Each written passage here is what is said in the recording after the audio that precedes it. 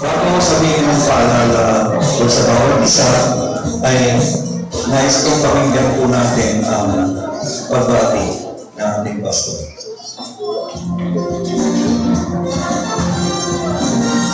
Happy anniversary, Nucomm.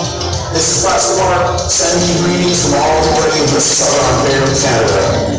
You know, it's a great testimony to the grace of God that Nucomm continues to grow and thrive and make an impact on many people's lives. Thank you for your faithfulness, your trust, and your perseverance. Now, I'm so proud of all of you for who you are and what you are becoming. I'm especially proud of Leno and Joanne as they have borne the responsibilities of being their pastors with such love and excellence.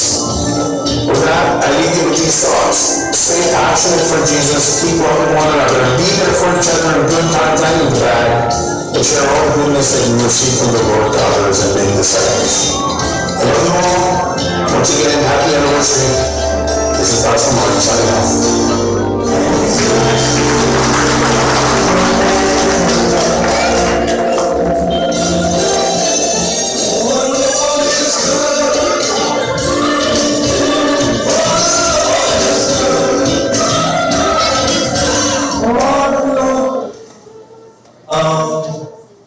Unplug kasi tayo ngayon walang video greetings. Audio lang. And while I was making this greeting, ako ko yung naglagay ng music. I was really crying. The reason why I chose this song because this is one of the first songs Pastor Mark and I used to sing when God brought us together. I would always remember him bringing to all the places that he's invited to. I made myself available. At minsan po ako na yung nagpipresentang sumama sa kanya. And I've learned from that. I've learned a lot of things by his side about God. And I learned how to imitate him in some things. But as I mature in the faith, I've learned to find myself how God designed me. I cannot live in his shadows forever. Ganyan medyo matalas to. So, with that, I would like to encourage you. If you have someone here whom you look up to, look at the good things that God has done for them. They are also doing for God. But I've always reminded you, each of us were designed uniquely by God. You cannot be me, and I cannot be you. God called me for a purpose. Each and every one of us, meron mong dahilan ang Panginoon. Yung ginagawa ko nga, hindi nyo magawa. Kasi assignment ko yung kay Lord. But all of us who are fat, huwag kakalimutan, fat. This is a good definition of fat. Faithful, we know faithful. Available, teachable. Yun lang ang kailangan natin. The rest, let's leave it up to God. All we have to do is be faithful. And one of the reasons why you're here, because you have been faithful. But I want to encourage you with two things more. Be available and be teachable. Availability is a decision. It is a decision. God cannot make it for us. And God cannot make us be teachable. It is a decision. Kusang loob po yun. Yung magkaroon ng oras. Una, para sa Diyos. That's why we do our devotions. Ayokong isaksak sa baga nyo ang pagdi-devotion. Kasi walang epekto yun. Ang epekto na, inagkusang loob tayo. Ako mismo pakakainin ko yung sarili. That's why it's good. If you cannot get what I'm saying, subukan nyo mag-fast. Mag-ayuno kayo isang linggo. Tubig lang or mag-fast kayo, itlog lang makainin nyo. And let's see if you would not crave for real food. Subukan nyo. Subukan natin. And the real food is the food for the Spirit. That's why we're encouraging everyone to open their Bibles and the cell phone. Kasi ang daming, pag nagpipas ako ng cellphone, may biglang ting! Di ba? Now, open. Pag tayo talaga, yun lang. Yun lang talaga makikita nyo. Kasi gusto kong balikan, paano pa pagkakaiba ng mga sinaunang Kristiyano ngayon? Wala silang cellphone. Wala rin silang Bible. Pero bakit ganun sila? They were fat. They were fat. Tama, wala? He's not fat. It's just abundant. Yan, di ba? Kaya may pagkain ba po tayo dahil unplug si Roland ngayon eh. Maraming matitira. So, that's one thing I like to ask from you. Just be fat. Faithfulness, I always tell people, I always tell Pasik, if their former pastor did not see this one thing in them, sorry to say, he's dying. But they're faithful. No matter what they're going through, they're still here. They're still here. That's faithfulness. But I like to encourage you to be available. And I thank all of you who have made time, effort, and treasure for your presentations. Hindi ko madali na. Because you really have to give time. I know Senate is very busy. She was there. You know, I know all of us are busy. All of us are busy, but I thank you all. Because working together unleashes something. It's not just for somebody to present something here, okay na. Every presentation, dugo at pawis ko ang binuunan na oras at pera. And I thank you all. Kasi this is just a 3-minute presentation. Yung iba sumobra.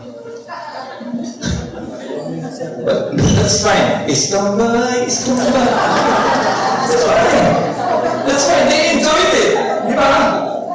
But the thing is, when they decided to do something and they finish it, and that's the combination.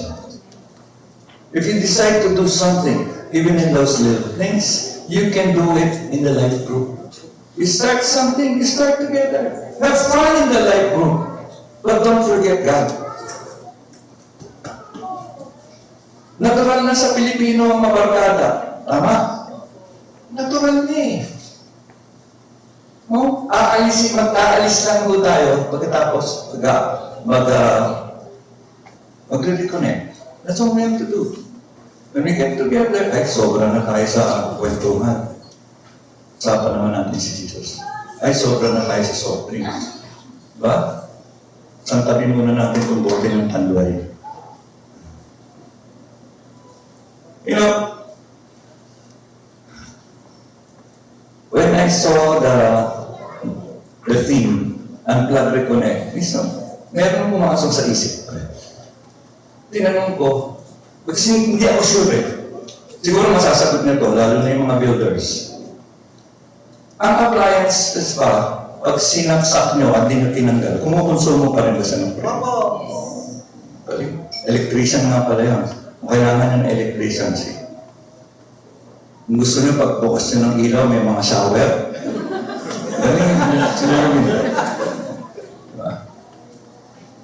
Di ba meron na ngayon bumbilya na may camera? Yes po. Yun, bumbilya na may shower. So, what am I saying here? If we don't plug ourselves from the former source of our life, dadalhin pa rin natin yan. Kaya nagugulo. Even if we say we believe in Jesus, He is Lord, even the devil has believed that Jesus is Lord. Hindi lang sila sumusunod. Pag hindi naniniwala tayo, Jesus is Lord, hindi tayo sumusunod, di pareho lang tayo ni walang pinakaiba. So we have to unplug ourselves from our former source of life, from our former way of thinking, and reconnect. Tsaka ano yun eh, pag hindi nyo tinanggal, kumukonsumo pa rin ng kuryente, tama? So, huwag kayo magtaka na tumataas ang consumption ng kuryente nyo. Kasi hindi naman ginagamit, naka-plug pa rin. So, huwag na natin gamitin. Unplug natin. Now, sino dito naka-experience na nakakatanggap ng disconnection notice? Okay. Na-disconnect ko ba? Na-experience na ma-disconnect? Na-experience na? Hindi masarap, di ba? Kasi, pag na-disconnect ka, nawalan kayo ng kuryente, hindi naman ikakabit agad yun eh. Babayaran mo yung utang. Hindi ako nagmumura. Babayaran mo yung utang. Pagkatapos, yung reconnection fee. Maliit lang yung reconnection fee, 44 pesos something. Pero yung utang, malaki yun eh. Tama? Kaya nga naputulan, hindi mo nabayaran. Or nakalimutan mo. Pero most of the time, hindi mo ba't nadi-disconnect? Hindi na babayaran. Masakit dun, sometimes ayaw ng bayaran kasi malaki. But this is the thing. In the realm of God, He paid for everything. Even the reconnection. We don't have to be disconnected. Jesus paid the price. Lahat bayad na. That's why I want Roland to read. Ayaw akong lumayo eh. We have reading assignment for this week. Hindi ko na ho, basahin nyo na lang. Pero kung ano nakalagay doon sa ating magnetic mark, ano yun? Ayun na nga yun. Yun na nga yun. Hindi ko maturan eh. Ay, Roland. Madalas ko kami matala yung group ni Roland. Kasi kami laging magkasama. Dami namin na papag-usapan. Magbubukas lang sa alamat ng sinigang, alamat ng popcorn. But we always end up with God. We talk about God. So I'd like him to read what's written in the bookmark. May magnet yan, di ba? Sige. Lumapit kayo sa Diyos at kalapit siya sa inyo. Hugasan ninyo ang inyong mga kamay, kayong mga makasalanan. Linisin ninyo ang inyong puso, kayong pabago-bago ang isip. Santiago 4, verse 8. Salamat. So, ando na po yung unplug at reconnect. If you read the first part, that's the reconnection part. Lumapit kayo sa akin at ako'y lalapit. Draw near to me and I will draw near to you. Why is it like that? Kailangan bang mag-draw near ako? Di ba si God? Lagi siyang nandaan. Tayo po yung nag-disconnect. So, the first action is, tayo na. Lord, gusto kong ma-reconnect sa'yo ulit. And God is more than willing to connect with us anytime.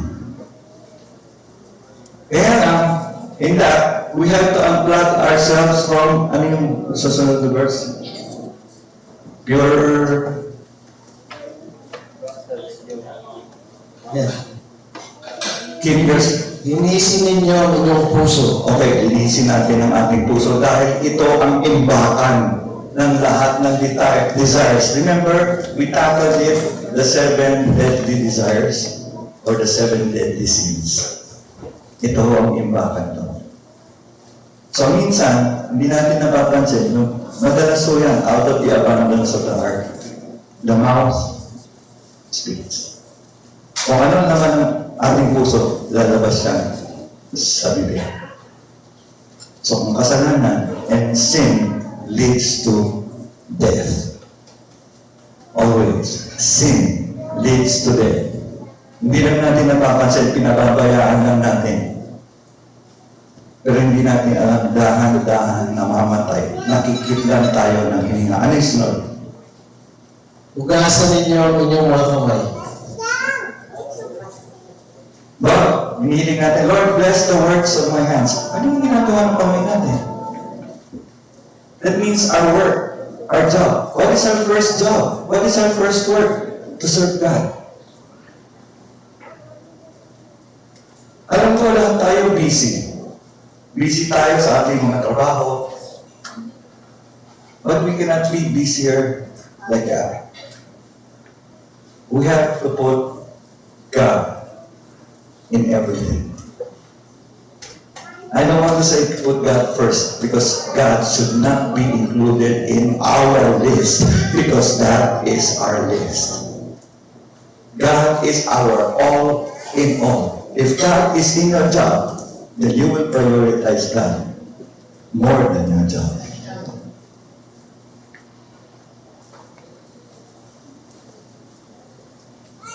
When I became an employee of a recording company, I spoke to the owner, the CEO. I said, I'm just waiting for the time when God called me.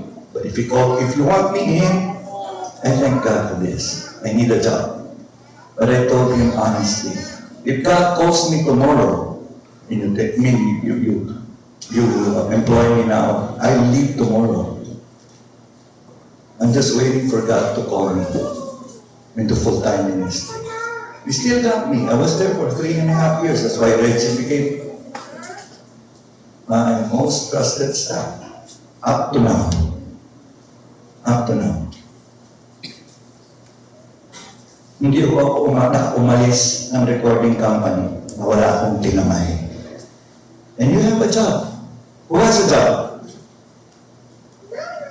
May tinamay ka na ba sa iyong trabaho? Ginamit mo ba ang kamay mo para hilahin sila?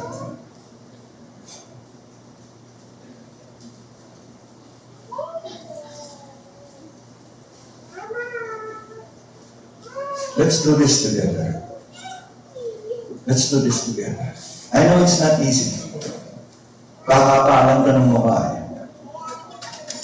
Pero sana kumapalahat ng mukha natin. Kaya yung ginagawa natin dyan, practice yan ng pakapalan ng mukha.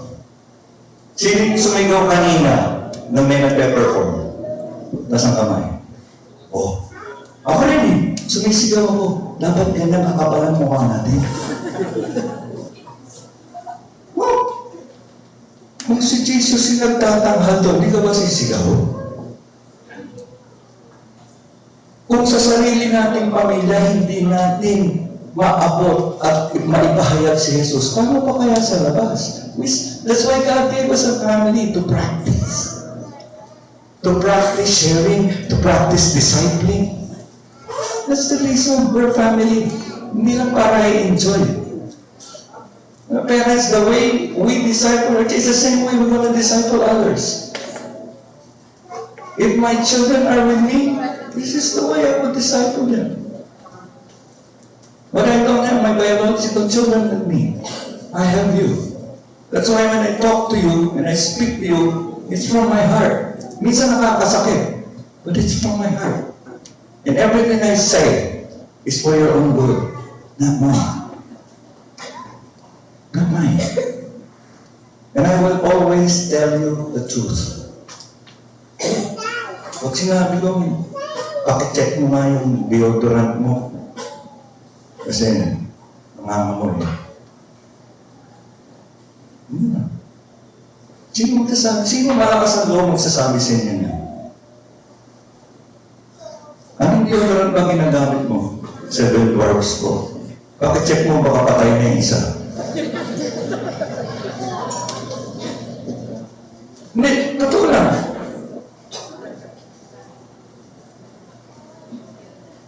Because ayoko na ibang tao pa magsabi sa inyo, okay na yung ako nakaamoy, ako yung nakakita. Ayusin natin sa loob ng bahay natin. Parents, pwede nyo nakita kayo sa anak nyo, ayusin nyo sa loob ng bahay. Hindi dun sa labas pa sa magkakalat. Hindi na nyo ako. That's why I'm like this. That's why we're different here. And if we're the same, just like other churches, again, I would repeat, let's stop this, let's just join them. For as long as I'm alive, I will be like this.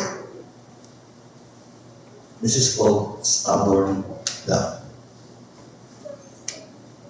Okay? Last. Ha? Alamat na sinigang wala. So two things, it's simply, just be fun. Yun lang i-remember nyo. You know, isa lang, you start something good that God has given you, that will be displeased. Remember yung message natin about we were surrounded by a cloud of witnesses, like Abraham, Noah. These people are all they're not blameless.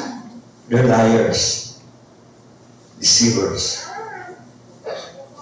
But they focus on what God told them.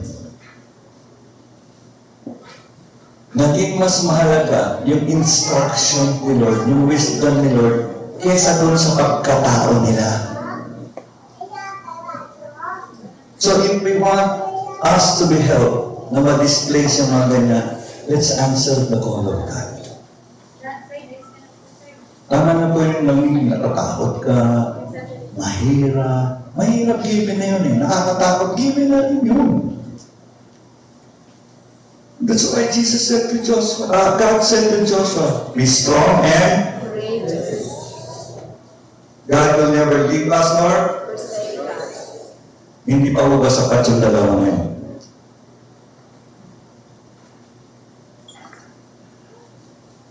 Yung pagpapayaman, bahala na si Lord dun. Saan nakakaalam kung payayamanin na tayo o ganito ang trabaho natin. Ang mahalaga, hindi tayo, may sumala na ba rito sa oras, kumain? Meron na ba? 2 beses ang araw. Sino kumakain 2 beses ang araw? 2 na lang. O pareho tayo. 3. 4. Bigla na patingin tuloy. 5. Oh, si Tris, 5 beses ka kumain sa araw? Ha? 6. Hindi naman. 5 lang. God already knows what we need even before we ask Him. So, let's make a decision to follow God. Kasi we're kingdom citizens. What do citizens do? The reason why we're like this, because we're Filipinos, we're not trained to follow the laws of the land. Kaya nahihirapan tayong sundin ang kautusan ng Diyos.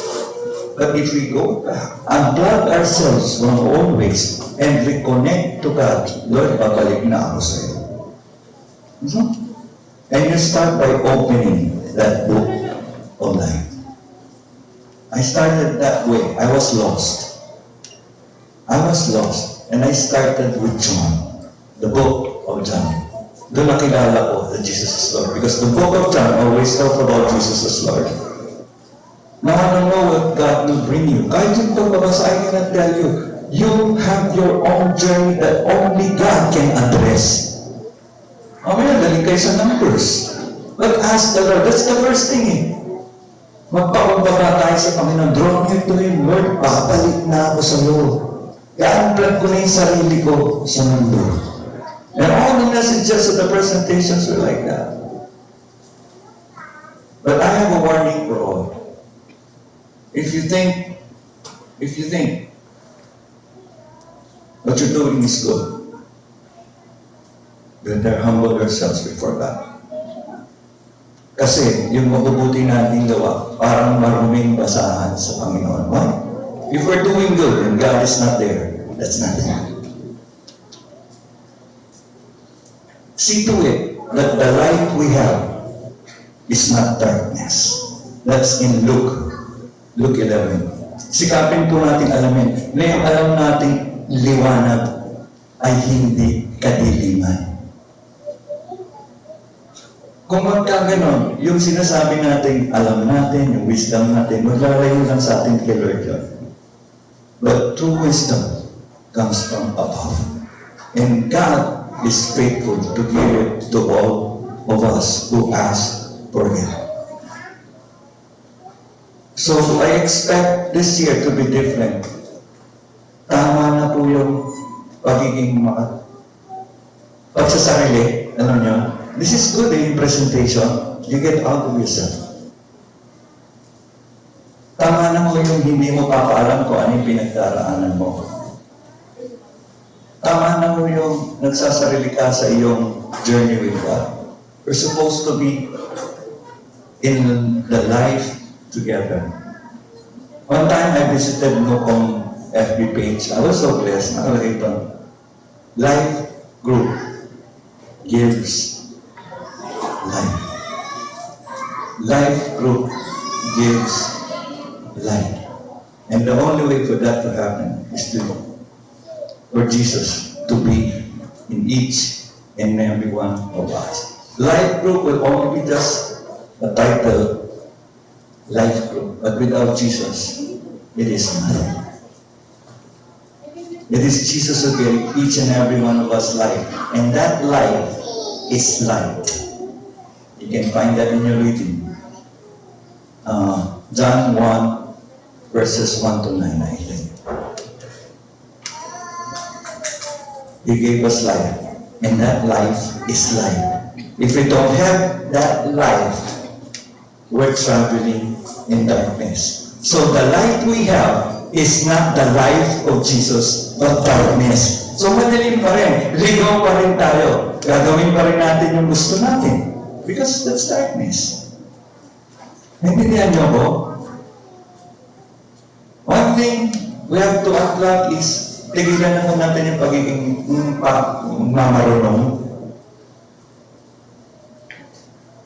Tigilan natin yung pinanganak akong ganito, mamamatay akong ganun, tigilan mo natin yan. Alam ko na yan, tigilan din natin. Ikamamatay ho natin. Yan.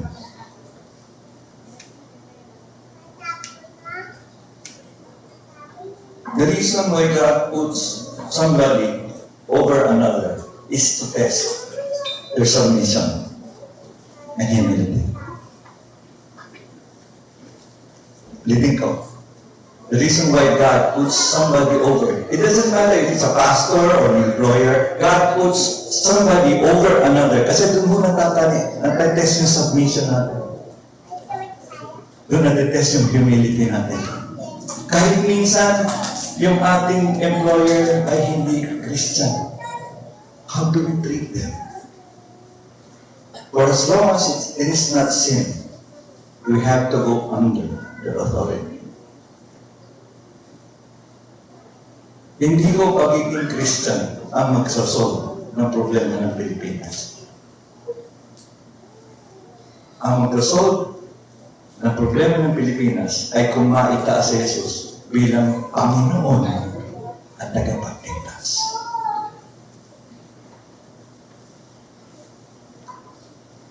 Being a Christian will just be like any other religion. Buddhism, Mohammedanism. Kaya nagtatalo-talo tayo. But if you present Jesus as the King of the kingdom, no one can contest that. It's not a religion. It's a place. So let's start being and not just doing.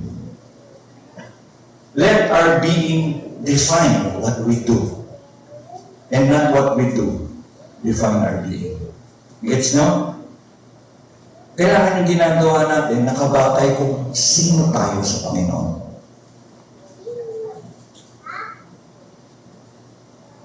Dati tinatawag akong pastor kasi naglilid ako ng worship, pero hindi naman ako talaga pastor kasi hindi naman ako ordained. But people call me pastor. You can ask Nelvin and Senya and Reggie because they have been with us the longest. They call me pastor. Hindi ako pastor. And up to now, I don't feel it. Because being a pastor is not my job. It is my gift.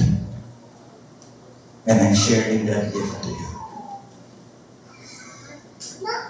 By the way, as I promised, nakita ko na po.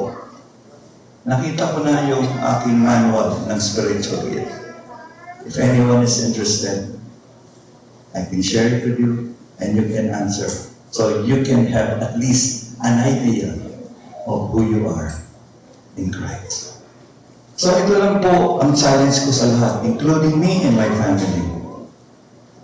Let's unplug and reconnect.